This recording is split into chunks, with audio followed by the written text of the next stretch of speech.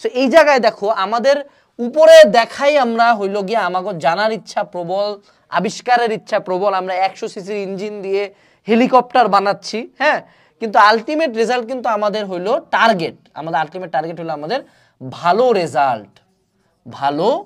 Result করা। আচ্ছা, কিন্তু এটা যদি আবার কেউ বলে যে আচ্ছা আমি তো ফিজিক্স পড়ি, আমার টার্গেট হলো ফিজিক্সে 90 পাওয়া, এটা বললে ডাজন্ট সাউন্ড রাইট।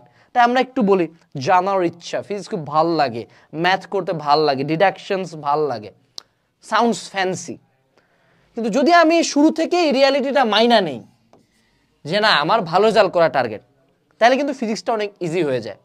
তো প্রথম যে ঝামেলাটা আমরা করছি, আমরা এইটাকে একদম একটা ফ্যান্টাসি পর্যায়ে নিয়ে গেছি, একটু পশনেস আনছি, ফিজিক্স পশ, বায়োলজি ইউ, হ্যাঁ, যার কারণে এটা কমপ্লিকেট আমাকে বাই ডিফল্ট করতেই হয়, নাহলে তো আসলে আমার যে জানার ইচ্ছা এটা তো আমি দেখাইতে পারবো না।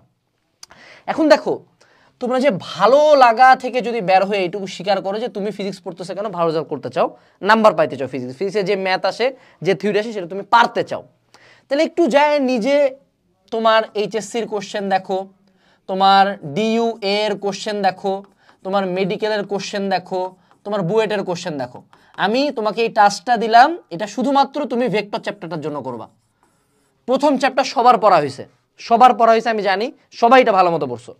জাস্ট ভেক্টর চ্যাপ্টারটার জন্য এই 4টা কোশ্চেন জাস্ট একটা গুগল সার্চ করলে বা তোমার বাসার বইগুলা থেকে দেখতে পাবা যে আচ্ছা চলো অডিওটা চেক দিই, ঠিক আছে, তো যে এই 4টাতে আসলে কি আসছে ভেক্টর থেকে।